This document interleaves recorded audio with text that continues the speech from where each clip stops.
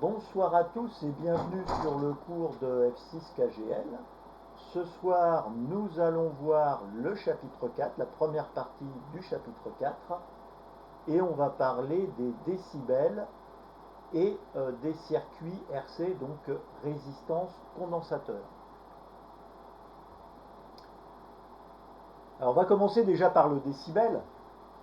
On les a un petit peu évoqués essentiellement dans la partie réglementation d'ailleurs, mais on a un petit peu évoqué ça dans les séances précédentes sans trop rentrer dans les détails. Et donc le décibel, c'est une unité qui va permettre d'exprimer un rapport entre deux unités de même nature. Et quand on parle d'unité, en l'occurrence, nous, dans le monde de la radio, de la radio, ça va être de la puissance. C'est-à-dire qu'on va faire le rapport entre la puissance de sortie et la puissance d'entrée. Donc ici, j'ai un amplificateur, la puissance de sortie, la puissance d'entrée, et donc quand je fais le rapport sortie divisé par entrée, ça va me donner un rapport, et ce rapport de puissance, je peux l'exprimer aussi en décibels. Alors décibels, ça vient du nom de Monsieur Bell, que je vous ai mis ici, donc Alexandre Graham Bell, qui est l'un. Alors il n'a pas du tout bossé sur la radio, lui. Il a bossé, vous connaissez son nom sûrement, il a bossé sur le téléphone, puisque c'est lui qui a déposé le premier brevet pour le téléphone. Et donc M. Bell, il s'est intéressé au téléphone et plus particulièrement aux lignes téléphoniques. Le problème des lignes téléphoniques, c'est que c'est des kilomètres et des kilomètres de fil, et que au bout d'une certaine distance, on n'entendait plus rien, on n'entendait plus le correspondant. Donc il fallait mettre un système.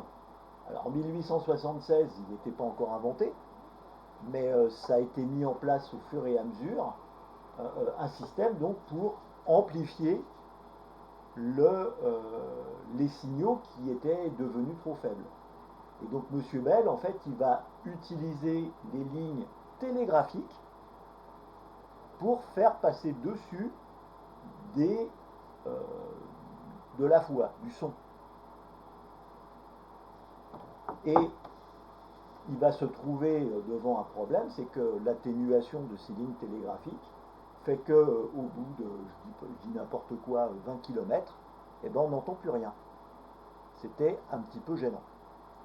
Et pour quantifier la perte issue de la longueur de la ligne, il va utiliser des ratios et notamment il va utiliser des logarithmes pour mettre ça en forme, et ces logarithmes vont devenir le décibel, enfin tout au moins ce calcul va devenir plus tard le décibel en hommage de M. Bell. Voilà, donc c'est pour ça qu'on voit écrit dB, donc déci comme 1/10 de Bell, puisque l'unité Bell, c'est de Monsieur Bell. Et là, il n'y a pas deux L, hein, c'est décibel, il n'y a pas deux L. Hein, donc, en anglais, Bell, c'est cloche, donc c'est Monsieur Cloche. Ça fait moins drôle. Il a eu beaucoup de succès à Pâques. Oui, là, il y a beaucoup de succès à Pâques. Exactement. Donc voilà, ça c'est le schéma d'un amplificateur. Donc quand on montre un triangle comme ça, c'est pour dire ce circuit-là, qui a à l'intérieur entre l'entrée et la sortie, c'est un circuit amplificateur. Et donc l'entrée est ici, là, sur la base, et la sortie, elle est sur la pointe, pour montrer que voilà, ça passe dans ce sens-là. Et évidemment, un amplificateur, il y a une entrée, une sortie, mais ce n'est pas quelque chose de réversible. C'est-à-dire que ce n'est pas parce que vous mettez un signal sur la sortie qu'il va ressortir sur l'entrée. Ça ne marche pas, ça. Un amplificateur, c'est par définition non réversible. En revanche, la bobine, le condensateur, la résistance, ce sont des composants passifs et donc réversibles. Voilà. Donc M. Bell, on va parvenir dessus, il a mis en place un système qui permet de transformer des rapports en décibels. On va voir juste après que l'intérêt du décibel, c'est que comme ce sont des logarithmes, eh bien on va utiliser pour les décibels les propriétés des logarithmes et notamment transformer toute multiplication en addition et toute division en soustraction, ce qui simplifie énormément les choses. Si bien que finalement nos techniciens, plutôt que de parler de rapport à la sortie d'un amplificateur, au lieu de dire bah, mon amplificateur il a un rapport de 10 parce qu'il multiplie par 10 la puissance à la sortie, on va plutôt utiliser des décibels. Et on va voir que le décibel il est utilisé dans plein de systèmes. Donc mon décibel, ici je vous ai mis la table simplifiée des décibels. Alors table simplifiée, ça veut dire quoi? C'est on va voir le nombre de, enfin la dizaine de décibels. Donc par exemple si je dis 10 décibels, ça va être le 1, c'est ma dizaine de décibels. Et donc le 1 de la dizaine va me donner le nombre de zéros du rapport. On va faire des exemples à la suite. Ça va être beaucoup plus simple après, une fois que vous aurez compris l'idée. Donc ça, c'est la dizaine de décibels. Pour l'unité de décibels, selon si le nombre de décibels finit par 0, 3, 6 ou 9, ça va me donner un rapport arithmétique de 1, 2, 4 ou 8. Donc on voit ici que c'est une série que j'appelle arithmétique. Pourquoi? C'est qu'à chaque fois j'ajoute 3, donc c'est une série qu'on appelle arithmétique, j'ajoute. Alors qu'ici c'est une série géométrique, c'est-à-dire qu'à chaque fois je multiplie par 2. 1 fois 2, 2, 2 fois 2, 4, 4 fois 2, 8. Donc ici c'est une série géométrique, ici c'est une série arithmétique. Et c'est pour ça que ça transforme mes multiplications en addition. On va voir des exemples pratiques. Inversement, pour transformer un rapport, enfin un nombre de décibels en rapport, eh bien je vais par exemple 20 dB.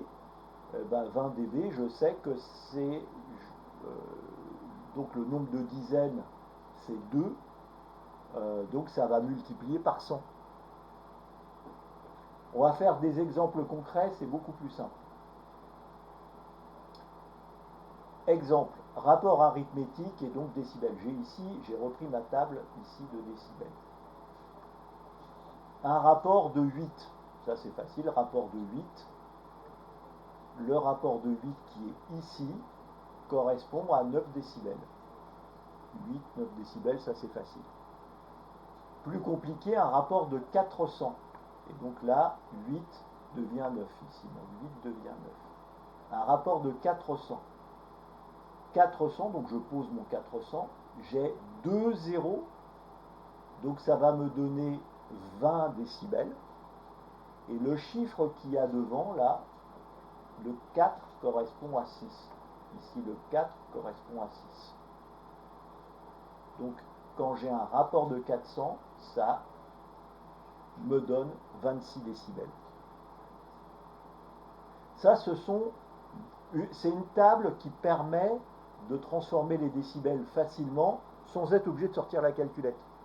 C'est surtout ça qui est intéressant, parce qu'évidemment, après vous allez avoir une formule qui va vous permettre d'avoir le résultat précis des décibels, mais le but du jeu, c'est pas ça, le but du jeu, c'est d'essayer d'accélérer un petit peu. 10 log de S1 sur Voilà, donc c'est compliqué. Donc plutôt que d'utiliser la formule, il vaut mieux avoir une idée de ce que va donner le nombre de décibels en rapport arithmétique, c'est beaucoup plus parlant. Donc là, pour transformer des décibels en rapport numérique, donc si j'ai 16 dB, donc là je vais utiliser ici la table du haut, donc ma dizaine de décibels c'est mon nombre de zéros. Un zéro, ben, j'en ai qu'un seul. Et mon 6, je le croise ici, mon 6 correspond au 4. Donc 16 dB, ça me fait 400. Vous remarquez, 26 dB 40, 26 dB 400, 16 dB 40. Et entre les deux, j'ai 10 dB. 10 dB, j'additionne 10, 16 plus 10 c'est 26, mais 400 fois 10, 40 fois 10 égale 400, pardon. Donc ici, j'ai bien transformé ici une addition, ici en multiplication. Le truc tordu. On va faire des exemples concrets après. 20 décibels, ça, alors ça, 20 décibels, vous devez le connaître puisque vous l'avez vu quand vous avez fait la partie réglementation. 2, ça correspond à 2 zéros derrière, donc 100. Et mon 0 correspond à 1. Ici, mon 0 correspond à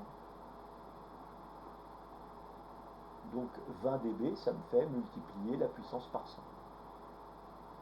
Et 33 décibels, bah, le 3 de ma dizaine de décibels correspond aux 3 zéros que j'ai ici. Et mon 3 correspond à 2. Ici, mon 3 correspond à 2. Donc 33 décibels, ça me fait un rapport de puissance de 2000. Ce qui est énorme. Ce qui est déjà pas mal. C'est énorme. Enfin, un amplificateur qui a un gain de 33 décibels, ça commence à faire. En revanche, n'oubliez pas que quand on est dans notre monde, c'est-à-dire le rapport de puissance entre la puissance d'émission et la puissance que va recevoir l'antenne du correspondant, c'est des valeurs qui sont énormes. En milliards, en termes de puissance, et encore, des milliards me semble très peu. C'est peut-être du milliard de milliards. Et le milliard de milliards, ça ne fait que 180 dB. Donc, ça reste un nombre assez facile. Enfin, on arrive à comprendre. 1 milliard de milliards, j'ai un peu de mal. Mais 180 dB, c'est plus... Alors, c'est des montants énormes, on est bien d'accord, mais c'est plus concevable. Je ne sais pas si on rencontre ça souvent quand même. Ah bah si. Comment dire, le bilan de... ça s'appelle un bilan de contact pour quand tu fais un contact via la Lune. Ça se calcule, c'est-à-dire qu'il faut que...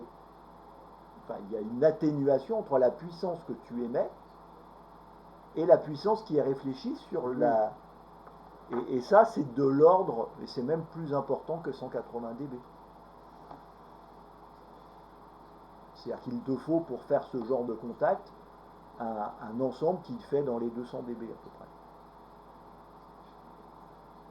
Pour que le contact soit réalisable. Et en phonie en phonie, oui. Et je parle pas de la télévision, parce qu'il y en a qui ont essayé en télévision. Et là, c'est encore pire. Là. Voilà, donc c'est pour vous dire que les décibels, Sinon, en JT quelque chose, ça doit être moins quand même. Ah oui, oui.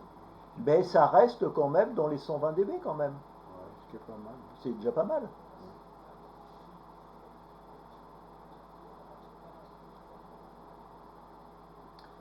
Alors, sur une calculette, parce que c'est pas le tout,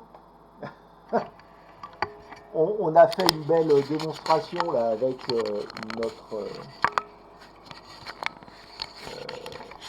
Alors, si ma webcam, elle veut bien se mettre comme il faut, voilà. Je vais vous passer ça à la webcam. Donc, pour passer du décibel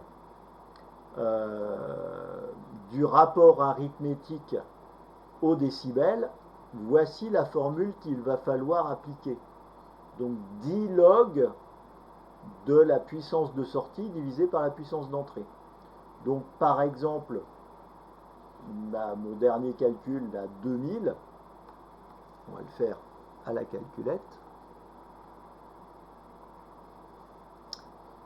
Alors oui, je vous ai mis ici les touches sur lesquelles il faut appuyer. Donc on fait 10 fois log, on appuie sur log, ça doit ouvrir une parenthèse, pas certain, ça dépend des calculettes, et donc on met le rapport, et donc si on a un rapport de 2000, ou si on a par exemple 8000 watts en sortie et 4 watts en entrée, ça me fait un rapport de 2000, et donc ça me fait 33 décibels. On peut se poser la question d'ailleurs pourquoi dans la formule ils ont pris des logs décimaux et pas des logs népériens.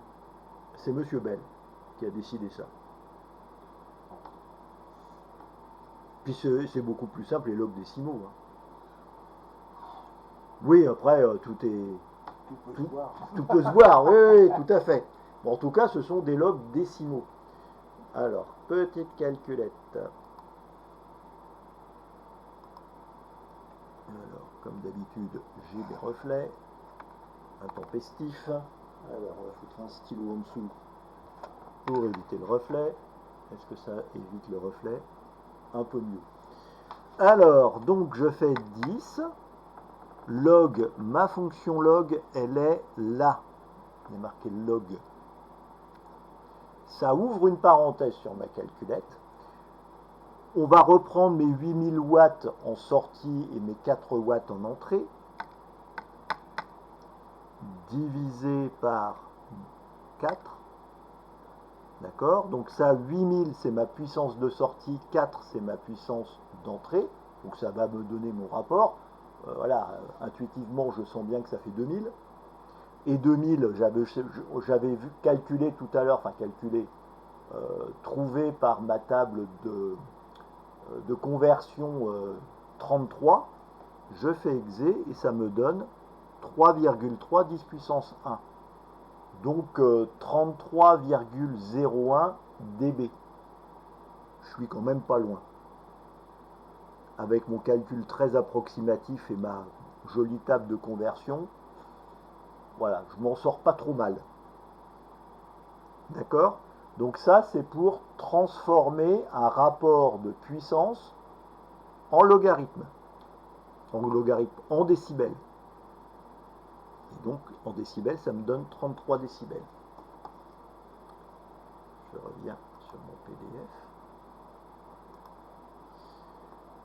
Et pour passer du décibel, donc de mes 33 décibels, à mon rapport de puissance, eh bien, tout simplement, je vais utiliser la fonction maintenant 10 puissance x, qui n'est pas loin de la fonction log sur ma calculette, que je vais diviser par 10, puisque ce sont des décibels, donc il faut que je divise par 10 pour obtenir des bels, et que je multiplie par ma puissance d'entrée, qui était de 4 watts tout à l'heure. Et donc on va voir que ça marche bien. Alors, je reviens sur ma calculette.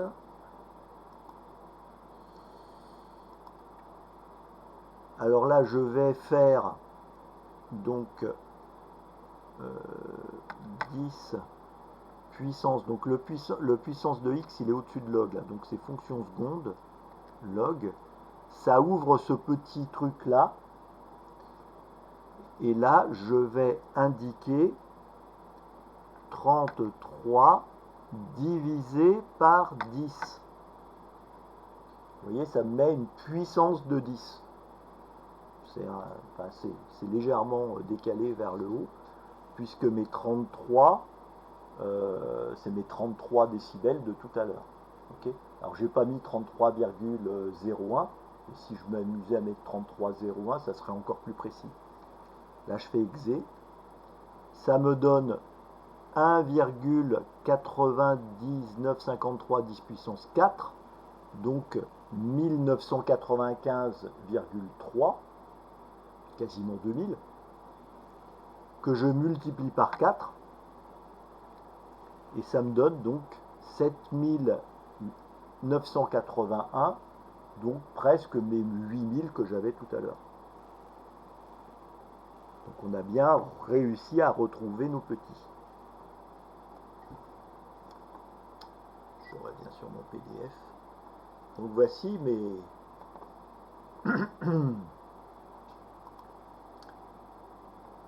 Alors, encore une fois, il faut faire attention à la calculette et on utilise bien la fonction qui n'est pas trop loin de la fonction log et surtout pas la fonction qui fait 10 puissance x, c'est-à-dire la fonction de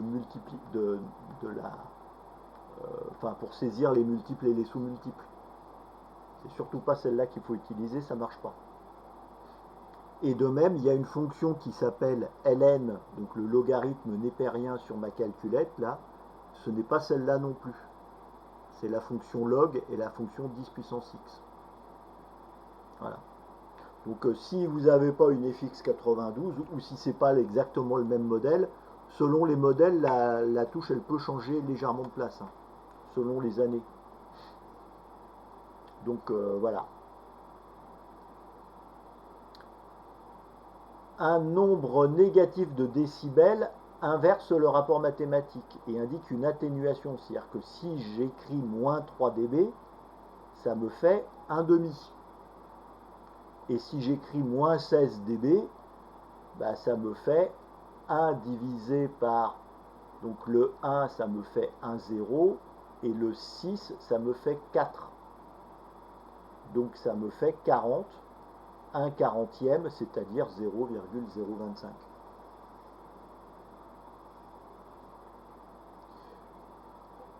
Ici je vous ai mis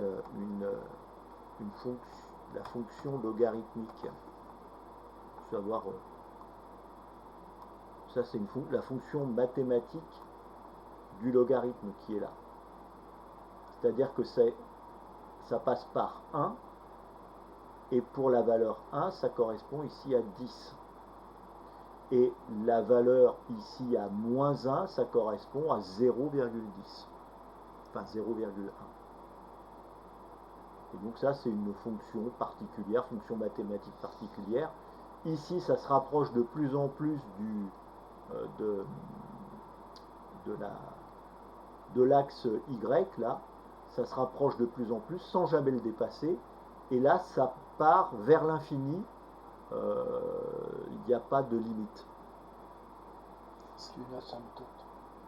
Elle est asymptotique ici, mais pas là. Il n'y a qu'une seule asymptote, là. Celle qui est décroissante, enfin. Ouais. Au-delà, ici, elle n'est plus asymptotique, c'est-à-dire qu'elle va toujours augmenter. À l'infini, elle sera... alors évidemment, elle va augmenter de moins en moins, mais c'est pas grave. À l'infini, elle sera infiniment haute.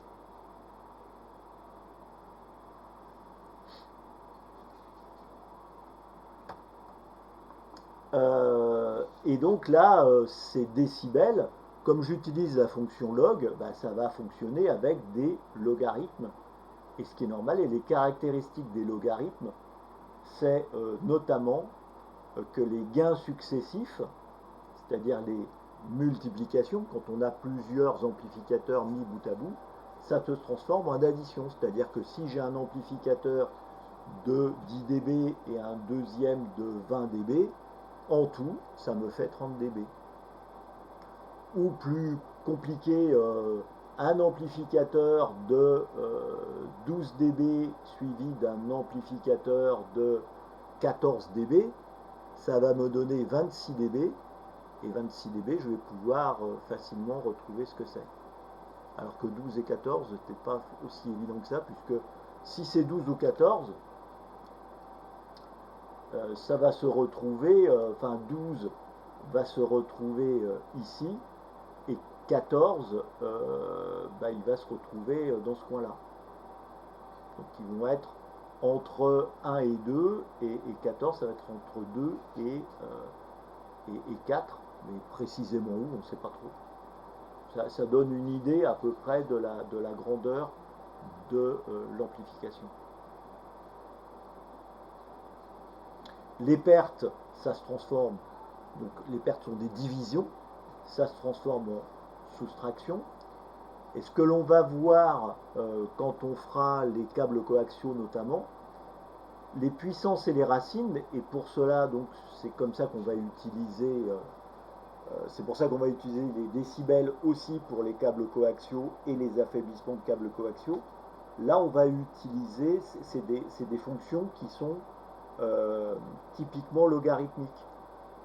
Et donc, ça va nous permettre de calculer des affaiblissements linéiques et de les transformer en simplement multiplication et division. Ce qui va simplifier énormément les choses. Et donc, la perte d'un câble se calcule en décibels par mètre ou décibels pour 100 mètres, mais c'est pareil. Pourquoi décibels pour 100 mètres? C'est que la plupart du temps, les bobines de câbles font 100 mètres. Donc le constructeur, il vous dit l'affaiblissement du câble pour l'ensemble de la bobine. Mais si vous ne prenez que 30 mètres, eh ben vous prenez son prorata. C'est-à-dire que vous divisez par 100, vous multipliez par 30. Ce qui revient à définir une perte en décibels par mètre. Alors ça, c'est un exemple. Évidemment, il n'y a pas de calcul comme ça pour l'examen, et heureusement, et ça anticipe un petit peu tout ce que l'on va voir par la suite, mais ça vous permet de bien comprendre l'intérêt d'utiliser des décibels et par rapport à des calculs avec des rapports, des rapports de puissance. Exemple, j'ai une antenne ici qui fait 19 dB. 19 dB, je rappelle quand même, 1 correspond à multiplier par 10. 1 correspond à la dizaine de décibels, je multiplie par 10 puisque j'ai un seul zéro derrière. Et le 9 correspond à 8. Le 9 correspond à 8 ici. Donc 19 dB correspond à un rapport de 80. Ce qui veut dire que si j'ai une antenne qui fait 19 dB, elle a un signal à l'entrée de son antenne 80 fois plus élevé que un signal avec la même antenne doublet. Une antenne simple doublet la tension du signal mis ici dans le câble coaxial, ça va être 80 fois inférieur sur un doublet par rapport à cette antenne ici qui a un gain de 19 dB. C'est ça que ça veut dire. On va supposer ici, parce que le préampli il est juste à côté de l'antenne, que mon câble coaxial n'apporte pas de perte. Voilà, on va supposer, et que du coup le préampli il est très proche de l'antenne. Voilà, c'est une supposition. Après mon préampli, ici, j'ai un câble coaxial qui fait 33 mètres de long. Voilà, il est en haut du pylône. Il faut redescendre mon câble du haut du pylône en bas du pylône et puis rentrer dans la maison pour arriver jusqu'à la station. Et 33 mètres, en règle générale, c'est une petite longueur. Hein. On peut avoir des longueurs bien plus importantes. Là, mon constructeur, il dit que mon câble, il fait 3 décibels pour 100 mètres. Ce qui n'est pas complètement déconnant. Surtout quand on est, par exemple, sur 2 mètres et encore plus sur 70 cm. D'autant plus que là, j'ai mon antenne. Ça divise par 2. Voilà. Et là, donc, 3 décibels, donc ça divise par 2 pour 100 mètres. Mais j'en ai pas 100 mètres, j'en ai 33 mètres. Et là, c'est là que ça se complique. Parce que si on n'utilise pas les décibels, donc la perte ici, ça serait la racine cubique de 0,5. Puisque 3 dB, je perds la moitié de la puissance. 3 dB, c'est un demi. Donc si pour 100 mètres, je perds la moitié de la puissance, pour 33 mètres, c'est la racine cubique de 0,5. Pourquoi? Au bout de 33 mètres, c'est donc la racine cubique de 0,5, donc 0,8. Au bout de 33 mètres supérieurs, c'est 0,8 fois 0,8, donc il ne me reste plus que 0,64 de ma puissance, 64% de la puissance. Et au bout encore de 33 mètres, là je n'ai plus que la moitié de la puissance. Donc c'est quand même assez compliqué. Alors, et encore là c'est simple puisque j'ai pris 33 mètres, donc finalement une sorte de multiple de 100 mètres. Et si ça peint un multiple de 100 mètres, on est dans la misère la plus totale. Alors que lorsque je réfléchis en décibels, bah, c'est assez con parce qu'on me dit c'est 3 décibels pour 100 mètres. Donc pour 33 mètres, bah, c'est 1 décibel. Puisque c'est complètement linéaire. Hein, pour 33 mètres, j'ai 3 fois moins de perte que pour 100 mètres. Et donc ce 3 dB se transforme ici en 1 dB. Ensuite, alors là j'ai fait exprès, je vous ai mis un connecteur HF, mais pourri de chez pourri, parce que perte d'insertion 2 décibels. Alors là, faudrait, même si vous avez pris un super câble coaxial, vous avez intérêt quand même à mettre voilà, du matériel de qualité, parce que c'est un peu dommage. Et là, le constructeur, il vous dit, bah, la perte d'insertion est de 2 dB. Ok, 2 dB. Et là, je prends ma table de conversion, parce que j'en ai une qui était simplifiée, là, elle est un peu plus complète. Donc, 2 décibels correspond à une perte de 1,58, donc 1 divisé par 1,58, c'est-à-dire 0,63. Quand je fais mes rapports ici, je multiplie tout ça, donc c'est 80 multiplié par 100, multiplié par 0,8, multiplié par 0,63. Et quand on fait cette belle opération, ça me donne 4050. Quand je calcule avec mes décibels, 19 plus 20, 39, 39 moins 1, 38, 38 moins 2, 36. 36 décibels. Facile. J'ai même pas besoin de sortir ma calculette. 36 décibels. 3, ma dizaine de décibels correspond à fois 100. 3 correspond à fois 1000. 3 zéros derrière. Et mon 6 correspond à 4. Donc ça me fait 4 et 3 zéros derrière, 4000. Ici, je trouve donc 4000. Ici, 4050 en m'étant bien emmerdé à calculer tout ça. Donc, la moralité de cette belle démonstration, c'est que c'est quand même beaucoup plus facile de travailler avec les décibels que de travailler avec les rapports de puissance.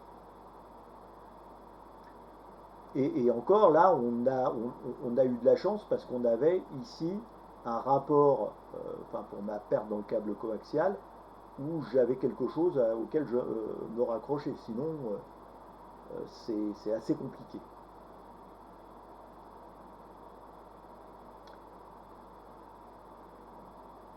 Alors, petit point particulier, ce qu'on a vu là jusqu'à présent, c'était des rapports de puissance. Mais on a dit que, tout au départ, que les décibels, c'était des rapports de valeur dans la même unité. Et ça peut aussi s'exprimer en décibels. Mais dans ce cas-là, la formule n'est plus la même. Quand je suis en décibels, c'est donc en puissance, c'est 10 log du rapport de puissance. Si c'est autre chose que la puissance, je vais utiliser une autre formule. Et cette autre formule, si j'utilise la tension, eh bien je vais utiliser la formule 20 log de la tension de sortie par rapport à la tension d'entrée. Et évidemment, ici, pour passer de l'autre côté, c'est-à-dire transformer mes décibels en rapport, eh ben, je vais diviser par 20. D'accord? Ça, c'est parce que quand j'exprime mes rapports en tension, pour passer de tension à puissance, j'ai cette formule mathématique ici. C'est-à-dire la puissance, c'est la tension au carré divisée par R. Alors, en supposant que ma résistance, enfin que l'impédance d'entrée soit égale à l'impédance de sortie. Ce qui n'est même pas certain.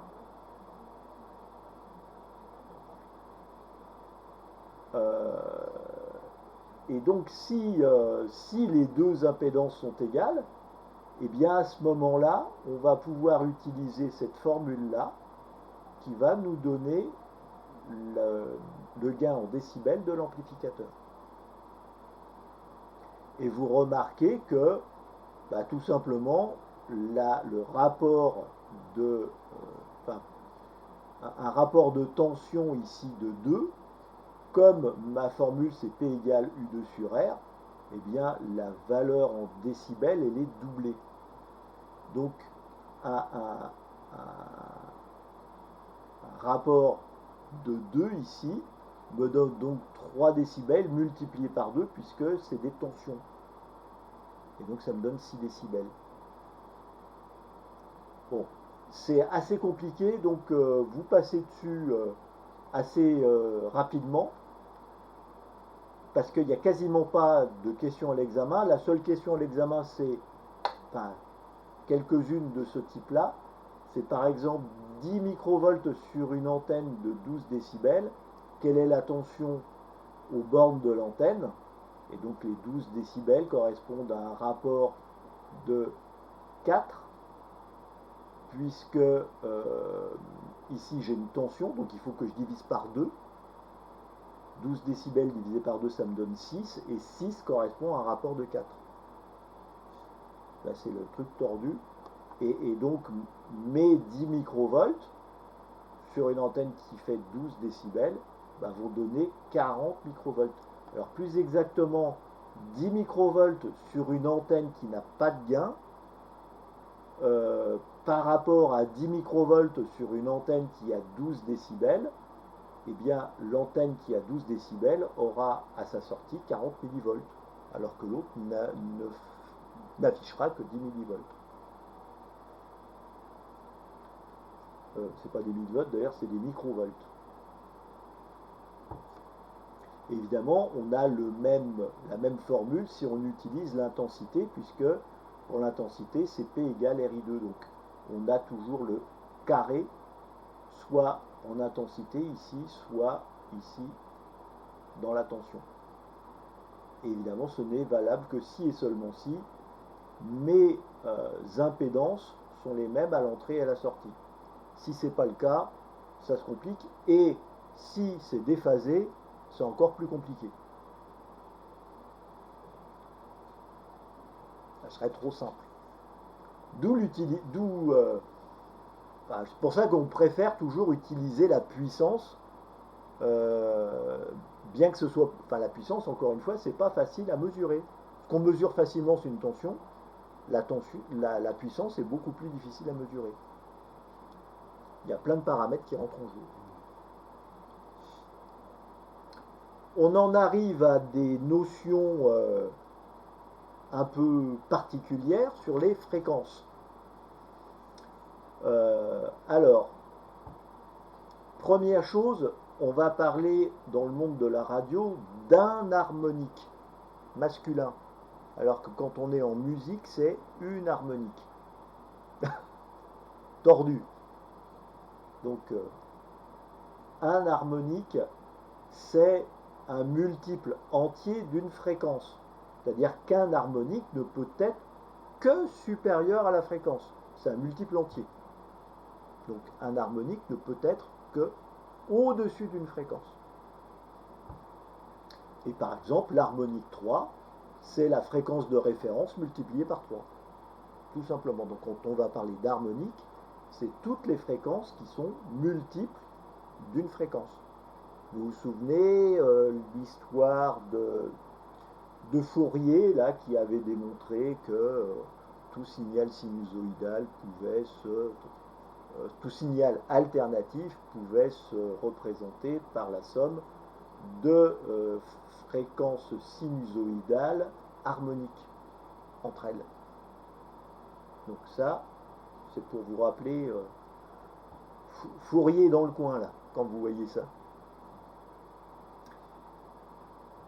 Quelque chose qui n'est pas, ça va avec, ce sont les octaves. Et là, c'est vraiment par rapport à c'est la même définition que pour la musique.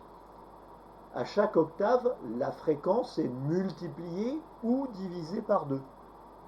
C'est-à-dire que si vous avez un Do ici, le même Do ici, la fréquence entre les deux aura ici doublé. D'accord? Et si j'ai encore un Do au-dessus, là, eh bien, la fréquence elle aura été multipliée par 4 par rapport à celle-là. D'accord? Donc ça, c'est les octaves. Donc les octaves peuvent être supérieures. Donc l'octave supérieure, c'est l'harmonique 2. Et la deuxième octave, je multiplie encore une fois par 2, et c'est 4. Et la troisième octave, c'est 8. Mais attention, la troisième octave, l'harmonique 3 n'est pas une octave. Ne pas confondre la troisième octave avec l'harmonique 3. La troisième octave, c'est la fréquence multipliée par 8. Et ce n'est pas l'harmonique 3, qui n'est pas une octave. Et l'octave inférieure, c'est la même chose, sauf que là, je vais diviser par 2. Alors que pour mes harmoniques, je ne peux pas diviser. C'est toujours un multiple. C'est jamais divisé. Donc les fréquences harmoniques ne peuvent être que supérieures à la fréquence de référence. Alors que mes octaves, il faut que je dise si c'est l'octave supérieure ou inférieure. Inférieure, évidemment, la fréquence, elle est plus basse, puisque ma fréquence est divisée par 2.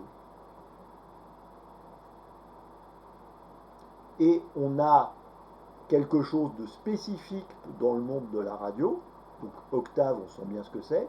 La décade, c'est pareil, ça n'existe pas en musique. Enfin, tout moins c'est très peu utilisé. Et là, c'est la fréquence multipliée ou divisée par 10. Donc ça va marcher comme les octaves.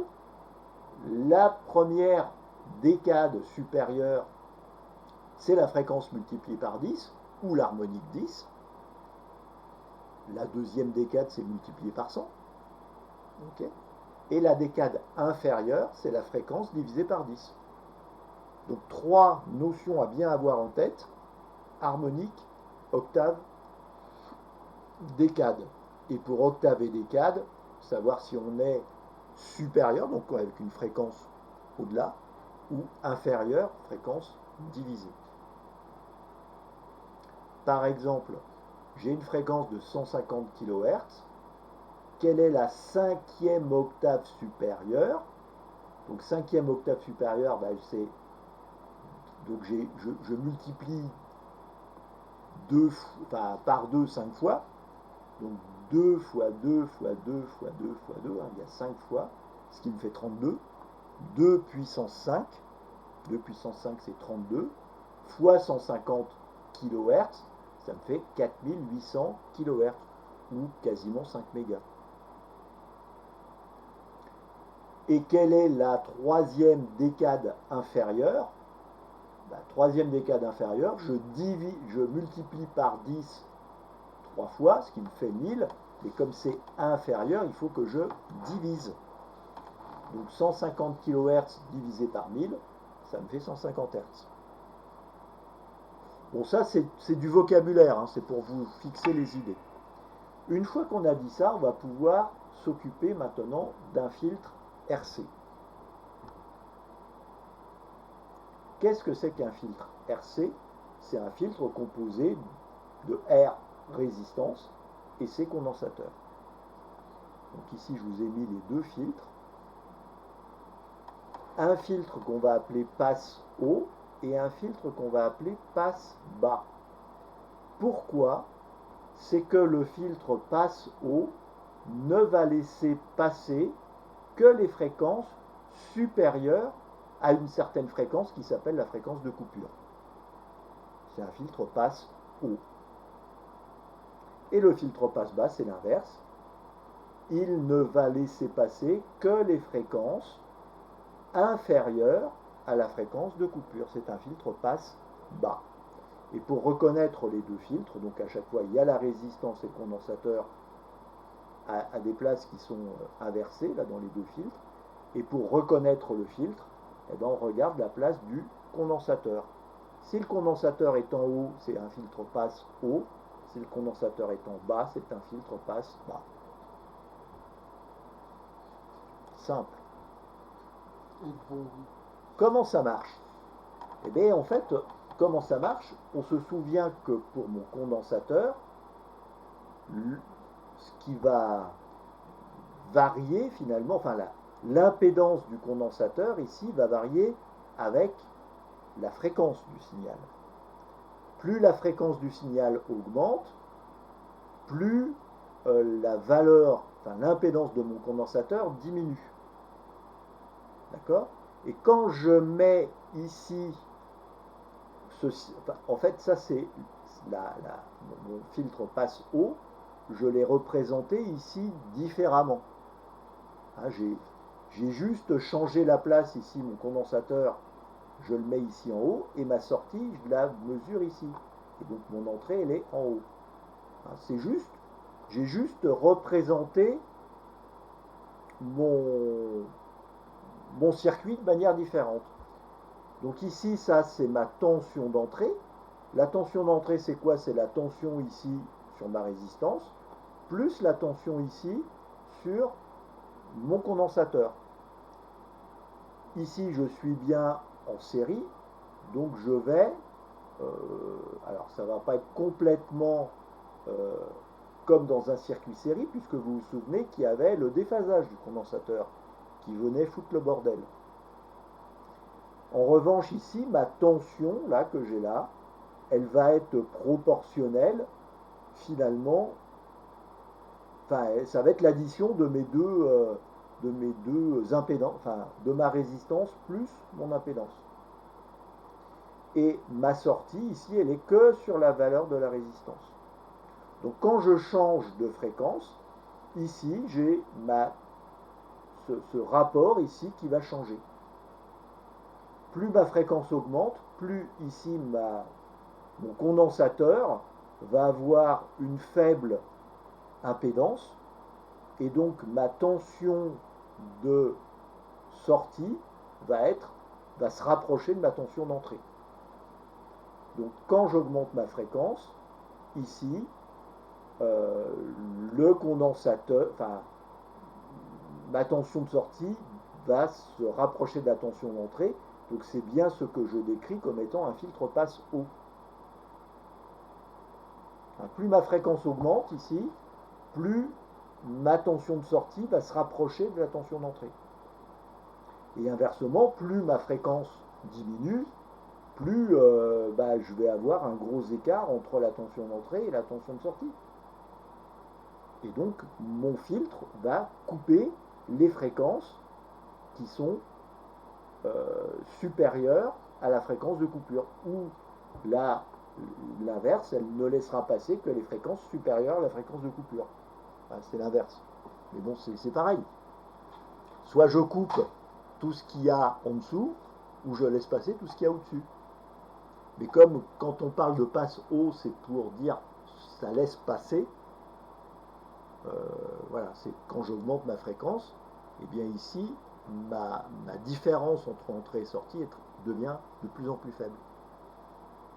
Et inversement, évidemment, si j'inverse la résistance et le condensateur, on a l'effet inverse. Et par définition, ça c'est la définition que les techniciens ont donnée, la fréquence de coupure, c'est la fréquence pour laquelle l'impédance, la valeur de l'impédance est égale à la valeur de la résistance. On dit que c'est la fréquence de coupure. À un moment, il faut bien définir, puisque c'est quelque chose qui est continu. Donc à un moment, il faut bien définir où est cette foutue fréquence de coupure. Et les mathématiciens ont tranché, et ils ont dit, eh bien, c'est quand R égale C. Enfin, quand R égale à l'impédance du condensateur. Donc R est égal à l'impédance du condensateur, ce qui est écrit là, R égale 1 sur 2 pi FC. Et donc, il suffit que je prenne F, que je le remonte en haut, et R, que je le remette en bas. Et donc la fréquence de coupure, c'est 1 sur 2 pi RC. Fréquence de coupure qui est la même pour un filtre passe haut ou un filtre passe bas. Ça tombe bien, on a la même formule. On a fait un truc intelligent.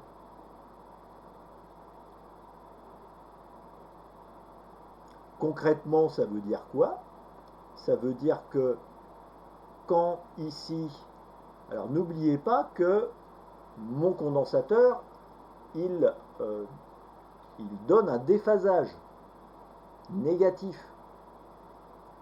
On va en parler quand on fera la manip là, de la soirée. Il donne un déphasage. Et on en a déjà parlé quand on avait vu les condensateurs, les bobines non parfaits.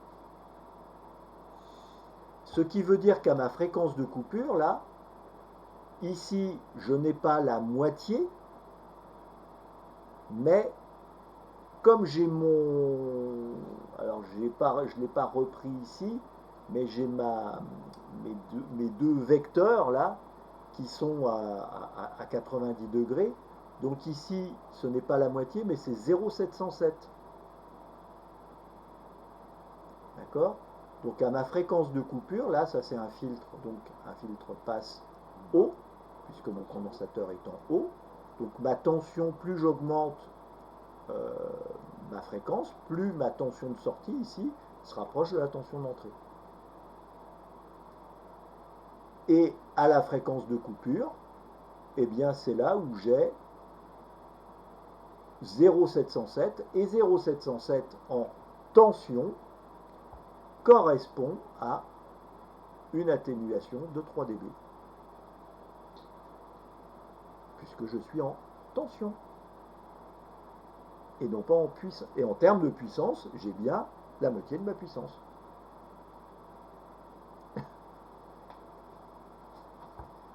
Et quand je me... puisque là c'est un filtre passe haut, donc il y a défini une atténuation quand je suis justement dans la phase d'atténuation. Donc un filtre passe haut va atténuer les fréquences inférieures et il va atténuer les fréquences inférieures au rythme de 6 dB par octave. Donc si c'est un filtre passe bas, c'est par octave supérieure, Mais que là, comme là je suis dans un filtre passe haut, ce sont les octaves inférieures. 6 dB par octave. Divise par 4. La puissance ou divisé par 2 la tension. Et si je réfléchis, si je raisonne non plus en octave mais en décade, eh bien c'est 20 dB par décade, supérieur pour un filtre passe bas et inférieur pour un filtre passe haut. Donc j'ai 20 dB, donc 100 fois moins de puissance, mais aussi 10 fois moins de tension.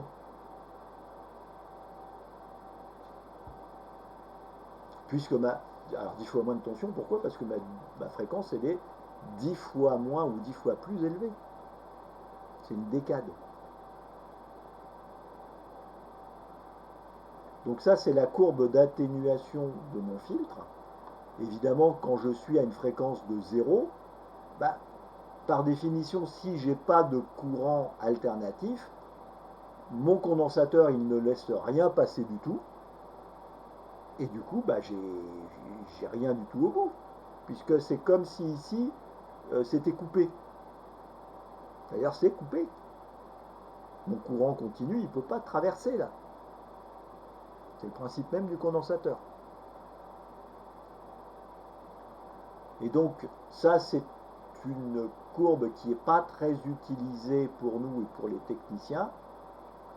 On va utiliser plutôt, et on le verra la semaine prochaine, des représentations avec des échelles logarithmiques.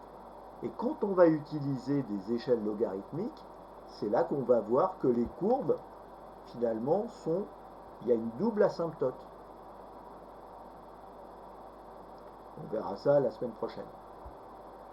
Si vous voulez, mais ça je ne vous conseille pas, enfin je l'ai mis dans le cours, donc vous pouvez l'utiliser, mais vous avez une formule simplifiée qui vous permet de calculer la fréquence de coupure plutôt que 1 sur 2 pi RC, qui est donc 159 divisé par R divisé par C. Le 159, on le retrouve là, on l'avait déjà vu quand on avait fait l'impédance du condensateur. Alors 159 ou 160 selon la précision que vous voulez donner. 159 étant un peu plus précis que 160. Mais le problème là, c'est qu'il faut encore une fois que la question soit posée avec résistance en kilo-ohm, condensateur en microfarad, et donc la réponse sera donnée en hertz. Donc cette formule simplifiée, elle ne simplifie pas vraiment grand-chose parce que vous n'êtes pas certain d'une part que les valeurs ici vont être données en kilo-ohm et en microfarad, et puis voilà, il faut se souvenir des multiples et sous-multiples utilisés. Donc autant utiliser la formule de base, vous êtes certain que R est en ohm et C en farad. Dans ma formule là, R en ohm, C en farad, et du coup la fréquence en hertz. Il vaut mieux utiliser les formules de base où on est certain du multiple et sous-multiple à utiliser. Parce que là, en l'occurrence, il n'y a pas de multiple sous-multiple, c'est la formule de base. Alors, question rapide, on va voir qu'on en a un peu de ce type-là à l'examen. Ça, c'est une question relativement simple. Donc, j'ai une résistance de 200 ohms, 500 micros. Quelle est la fréquence de coupure de ce filtre? Eh bien, je fais 1 divisé par 2 fois pi fois R fois C. Et ça me fait 159 Hz. Je ne fais pas à la calculette, il n'y a aucun intérêt. Mais c'est pour vous montrer qu'à la calculette, si vous voulez taper ça, vous allez tomber sur 159 Hz. Et si vous voulez utiliser la formule simplifiée, excusez-moi, ici, là donc c'est des kilo-ohms, donc il faudra utiliser 0,2. Et donc 0,2 fois 5, ça me fait bien 1. Et donc 159 divisé par 1, ça me fait bien 159, donc 159 Hz. Ça marche. Et puis si vous avez utilisé 160, vous n'êtes pas loin et ça marche aussi.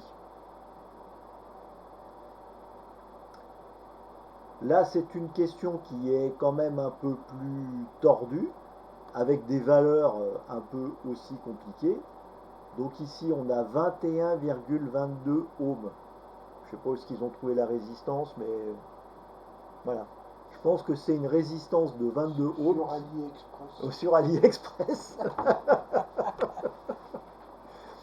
Voilà, un condensateur de 5 microfarads. Et donc, on me demande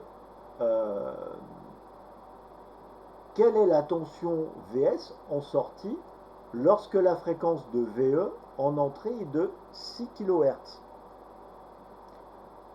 Et donc, cette tension ici VE, elle me fait 4 volts. Alors en fait, ce qu'il faut s'amuser à calculer, c'est la fréquence de coupure de ce filtre. Donc fréquence de coupure de ce filtre, donc si je prends ma belle formule là, ça me donne 1500 Hz. C'est pour ça que j'ai pris 21,22, pour que ça tombe pile poil sur 1500 Hz. 1500 Hz, donc par rapport à 6 kHz là, alors déjà ça c'est un filtre passe bas, et donc cette atténuation là, donc il laisse passer toutes les fréquences inférieures à ma fréquence de coupure, donc à mes 1500 Hz. Par contre, pour toutes les fréquences supérieures, j'ai une atténuation de 6 décibels par octave. Ici, mes 6 kHz par rapport à mes 1500 Hz, c'est ma deuxième octave. Et donc ma deuxième octave, l'atténuation, c'est donc 6 fois 2, puisque c'est 6 dB par octave. Donc 6 dB par octave, ça me donne donc 12 décibels d'atténuation. Il faut que je transforme ces 12 décibels en rapport de tension. Puisque ici, j'ai une tension, enfin la question porte sur des tensions et non pas sur des puissances. Donc là, je vais utiliser ma jolie formule en sachant que c'est 10 puissance moins 12 divisé par 20. Je tape ça sur ma jolie calculette, 10 puissance moins 12 divisé par 20. Et ça me donne 0,25. On peut le voir à la calculette. Si vous n'en êtes pas certain, donc je fais fonction seconde 10, donc c'est moins 12 divisé par 20, exé, et donc ça me fait 2,5 10 puissance moins 1, donc je décale d'un cran ma virgule ici vers la gauche, et ça me donne bien 0,25, enfin 0,25 119 précisément. Et donc 0,25, donc c'est 4 fois 0,25. Donc ici j'ai 1 volt. Et si je veux faire quelque chose de super sioux, c'est-à-dire que ça, c'est ma théorie, on va voir la semaine prochaine que c'est pas aussi précis que ça, mais le calcul super précis me donnerait une tension de 0,9702 volts. Pourquoi? C'est que mes 6 dB par octave, ça marche plus ou moins bien, c'est-à-dire que c'est plus ou moins 6 dB par octave.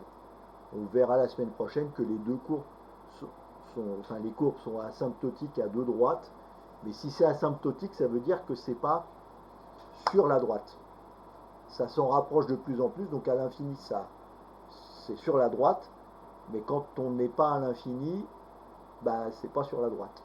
Enfin, c'est pas sur la courbe, c'est un tout petit peu avant. Enfin bon, c'est pour le pouillème et l'enculage de mouche, ça. Donc voilà. Et si on veut calculer ça en décibels, bah 0,972, ça me donne 12,30 dB, précisément. Mais bon, tout le monde dit ça fait 12 dB. On a parlé des circuits RC, oui, mais finalement ça va marcher avec aussi une bobine qui va me donner un circuit RL avec les mêmes caractéristiques que mon circuit RC. La différence, c'est que ici, comme ma bobine a le comportement inverse de mon condensateur, dans ce cas-là, j'ai un circuit passe-bas. Donc ce qui est important là, c'est que, enfin, ici, si c'était à la place un condensateur, ça serait un filtre passe haut, puisque le condensateur est en haut, mais comme c'est une bobine, bah ça inverse.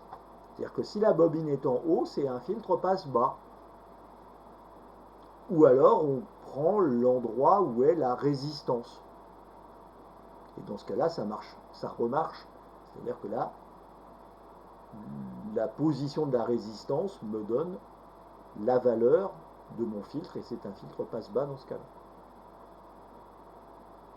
D'accord ? Et ma fréquence de coupure, elle est calculée de cette manière-là, c'est-à-dire que c'est plus 1 sur 2 pi f 1 sur 2 pi rc, c'est R divisé par 2 pi L. Tu mets en Henri. Et je suis en Henri. Henri, ohm et hertz. Pourquoi? C'est qu'à la fréquence de coupure, on a la résistance qui est égale à l'impédance. Donc ici, alors ça repasse, enfin 2 pi L, ça repasse en dessous, ce qui me reste F, et donc ça me fait R divisé par 2 pi L. C'est exactement la même manière, la même logique que pour le circuit RC. Et à l'examen, à part trouver où est le circuit passe-bas, et j'ai vu une question une fois sur la formule de la fréquence de coupure, il n'y a pas de calcul. Tous les calculs sont plutôt sur les filtres RC. Et d'ailleurs, en radio, c'est essentiellement des filtres RC qu'on va utiliser. On va utiliser les filtres RL, alors ça c'est en audio plutôt, et notamment dans les autoradios. Les filtres pour les boomers notamment, c'est des filtres RL qu'on va utiliser. Parce que c'est plus facile de faire une grosse bobine que de faire un gros condensateur. C'est tout. S'il veut bien se lancer. Voilà. Alors, figure animée pour la physique. Yes. Ça met un peu de temps à charger, mais ça se charge. Alors, mes circuits, ils sont où? Électricité, filtre. Simulation de filtre. Voilà. Alors, mon joli... Alors, une bobine, enfin, une résistance que je mets ici. Ici. Alors, comment j'ai mis mon filtre? Ok. Un condensateur. Alors, 1 kg et 0,66. Je regarde ce que j'ai préparé dans mon PDF. Hein. Désolé. Alors, ici, je mets quelque chose qui montre qu'il n'y a pas de contact. Et ici, mon condensateur. Ici, je mets une résistance qui fait 1 kilo ohm. Voilà. et un condensateur qui fait 0,66 microfarad. 0,66 microfarad. Alors 0,66 microfarad. Voilà. Et là, ce que je vais faire,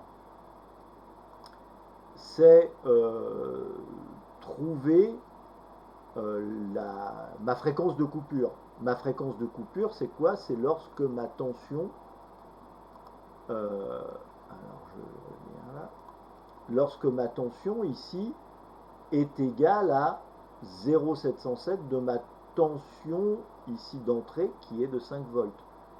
Donc si je fais 5 volts multiplié par 0,707, ça me fait 3,5, un peu plus de 3,5, 3,53 volts. Donc ici, là j'ai mon 5 volts, ici 4 volts, ici 3 volts. Et donc je vais changer ma fréquence pour arriver. Donc ici je suis à 3 volts. Voilà, je suis à peu près là. Vous remarquez que mon condensateur il déphase en retard, puisque ça c'est ma sinusoïde à l'entrée, hein, en bleu.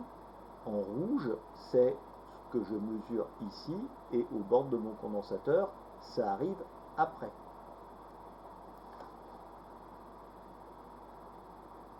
Voilà. Et donc là, je suis à la fréquence de coupure de mon filtre, ce qui veut dire que si j'augmente ma fréquence, puisque c'est un filtre passe bas, si j'augmente ma fréquence,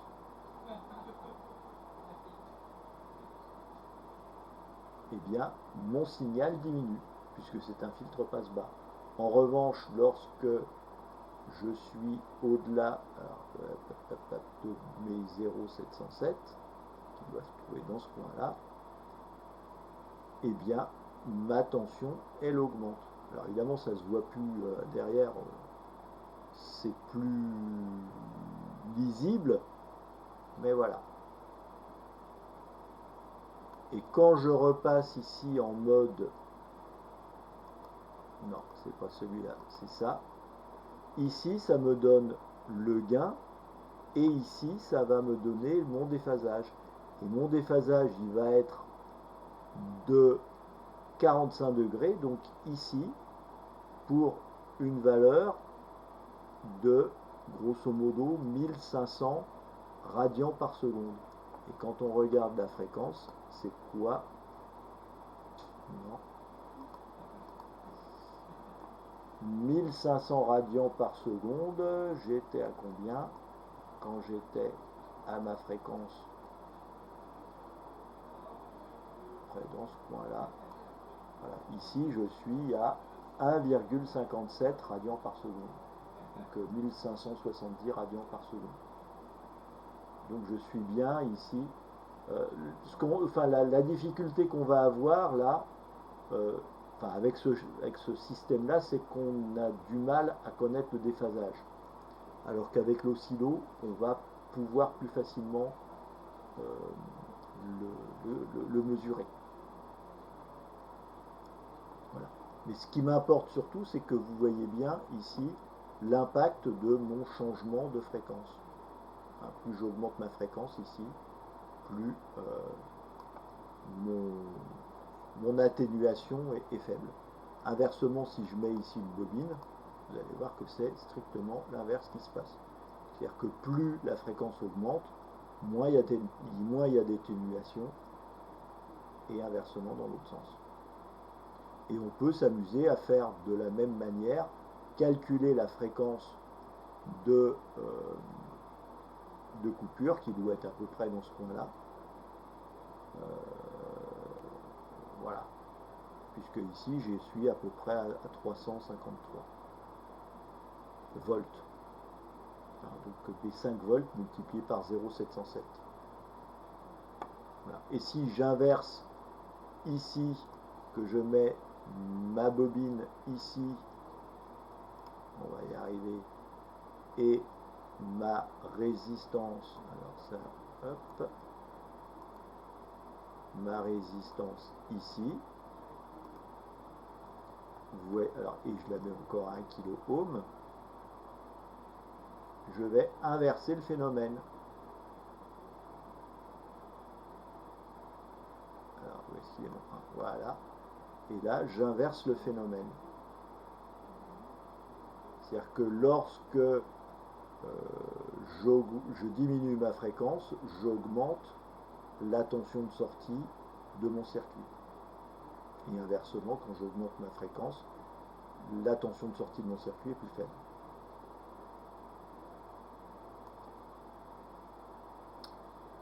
Voilà. Alors c'est tout ce que je voulais montrer. Oui, je vais revenir sur le PDF pour vous montrer ce que j'avais, les captures d'écran que j'avais faites.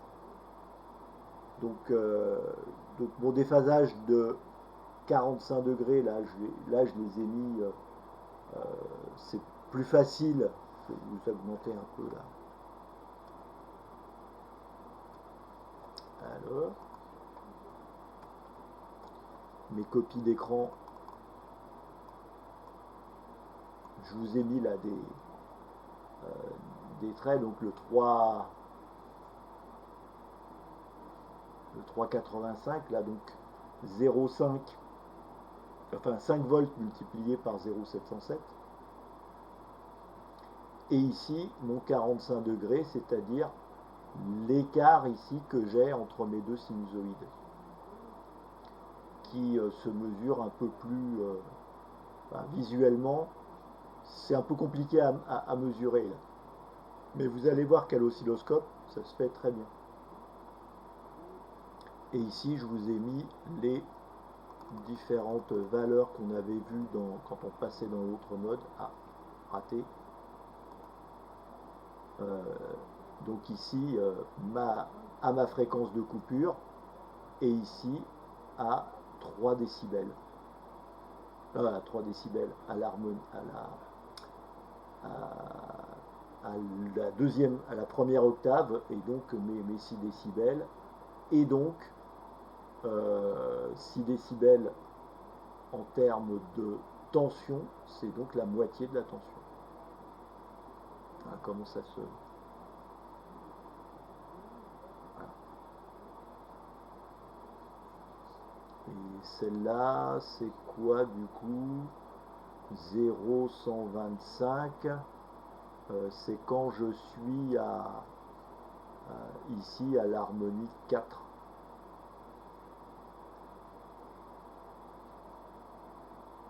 Alors, 0,125, 0,25 de 5 volts, ça me donne 1 volt 25.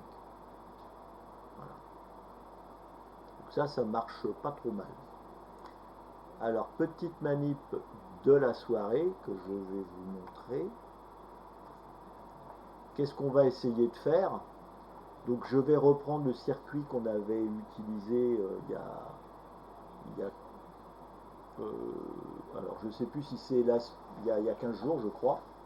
Donc une résistance, ma bobine de 790 micro-ohms Henry et mon condensateur de 160 picots. Et je vais montrer que lorsque je suis à la fréquence de coupure, c'est-à-dire lorsque ma résistance est égale à la valeur de l'impédance, enfin plus exactement, je vais regarder ce qui se passe à ma fréquence de coupure, donc lorsque ma tension est de 0,707 de ma tension de départ à l'entrée du circuit, et on va essayer de voir ce qui se passe à 2 fois la fréquence ou à 4 fois la fréquence, voir si c'est cohérent, et puis le déphasage que l'on a. Alors, on va passer à la manip. On va passer...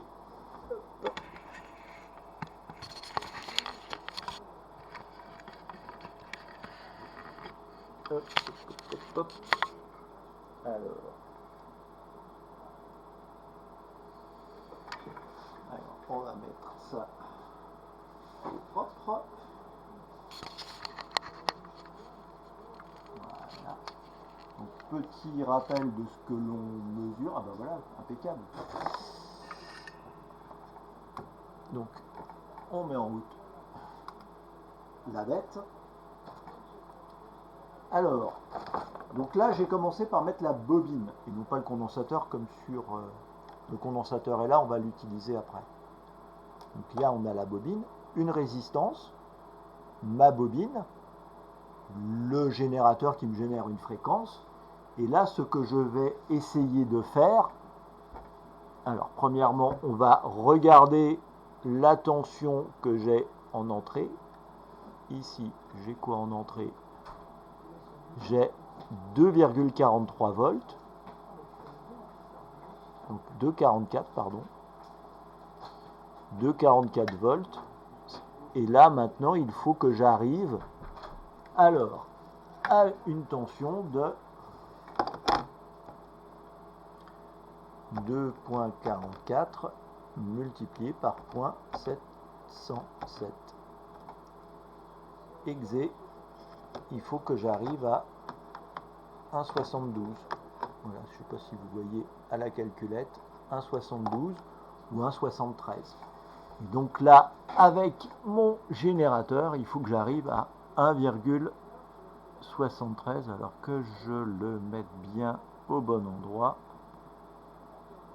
Et donc là, j'ai 1,89, donc il faut que je diminue.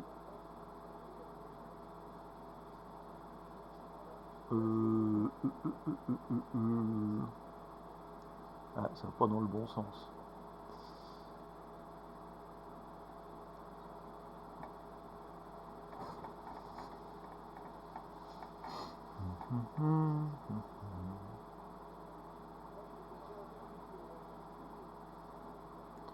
Alors ça c'est... Ah oui, parce que là j'ai pas la même... Vous voyez, j'ai 500 millivolts et 1 volt. Donc il faut que j'utilise quand même le même calibre pour que on voit ce qui se passe. Parce que sinon, si j'utilise pas les mêmes échelles, on a un peu de mal à comprendre ce qui se passe.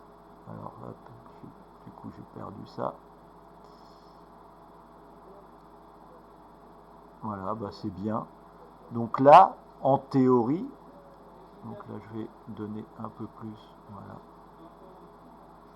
En théorie, là, j'ai ici un déphasage, enfin je suis donc à la fréquence de coupure, puisque j'ai ma tension de sortie égale à 0,707 de ma tension d'entrée. Et ce que je vais faire, je vais mesurer mon déphasage. Comment je fais? Alors déjà, je prends un peu plus de largeur pour voir. Et là, je vais utiliser... Alors, H, il est là. Hop. Alors, je vais utiliser celui-là, par exemple. Voilà. Ensuite, ici. Donc là, j'ai des curseurs hein, qui se permettent de se balader et de le faire précisément. Donc là, l'écart entre mes deux curseurs, il m'est indiqué ici 490 microsecondes. Ici, mon cycle, c'est-à-dire ma période, elle fait 377 microsecondes, 3,77 microsecondes. Donc, et là c'est 490 nanosecondes. Donc je fais le rapport de 3,77 10 puissance moins 6 divisé par 490 10 puissance moins 9 exé, et donc ça va me donner 7,6. Et moi, ce que je dois trouver compte tenu de ce que je veux faire, c'est-à-dire 45 degrés, ça doit me donner 1/8 de mon cercle trigonométrique, puisque mon 45 degrés correspond à 1/8 de tour de mon cercle trigonométrique. Et donc si je veux être certain d'être à 45 degrés, c'est que en fait là je ne dois pas être, mes marqueurs là doivent pas être exactement au bon endroit. Pour que ce soit au bon endroit, il faudrait que ça fasse 3,77 divisé par 8. Ça devrait me faire 471 nanosecondes. Ici, on va essayer de s'y mettre. Pardon, c'est là qu'il faut aller. Non. Alors, 471.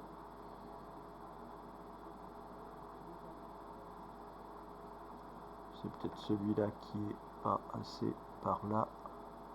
Voilà, c'est peut-être ça le 45 degrés. Là, je suis à 470 nanosecondes, là, ici. Donc là, j'ai bien mes deux pointes. C'est pas toujours évident de trouver l'endroit où est la pointe de la modulation. Donc ça, c'est pour vous montrer le déphasage de mon condensateur.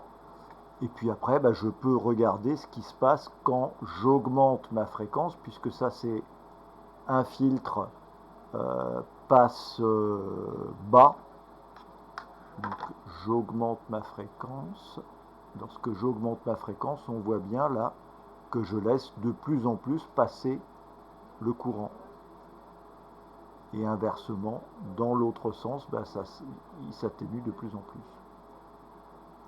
Et si je remplace ici ma bobine par mon condensateur, je vais avoir l'effet inverse.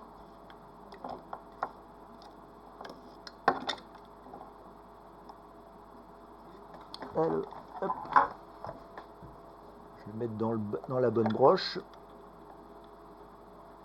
Là, c'est raté. Allez. Et ici, hop. Voilà mon condensateur. Vous voyez que ça déphase dans l'autre sens maintenant. Je change ma fréquence. Donc plus je diminue ma fréquence, plus la tension augmente, et inversement, plus j'augmente ma fréquence, plus la tension diminue. Donc ça, c'est bien un filtre passe bas. Ça laisse passer les fréquences basses et pas les fréquences hautes. Et je peux calculer de la même manière. Je vais chercher ma tension qui va bien, c'est-à-dire les 1,70 V. Allez, hop. Voilà. Je réduis ça pour que ce soit plus lisible. Et l'écart que j'ai entre mes deux sinusoïdes va correspondre aussi à 45 degrés, mais du coup avec un retard de 45 degrés. Et si je veux mesurer, donc là j'ai une fréquence qui fait 235 kHz. Donc si, alors, hop, 235 kHz. Si je passe donc je divise par 2. 235, ça me fait 130 kHz. Voilà, j'ai une atténuation dans l'autre sens, puisque c'est un filtre passe bas.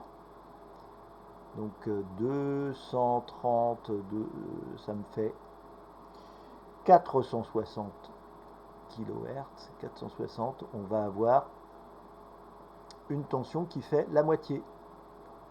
2,42, 1,13. On n'est pas loin, mais on est à peu près à la moitié. Et quand on multiplie par 2, donc 900 kHz,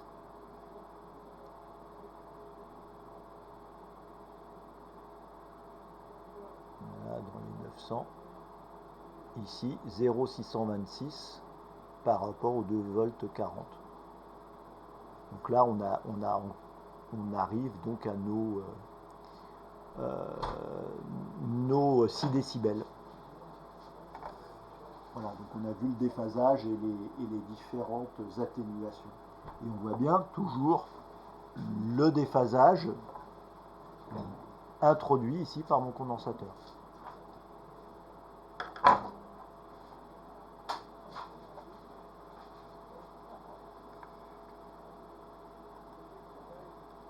Voilà, sur ce, eh bien, bonne soirée à tous et à la semaine prochaine. Bye bye.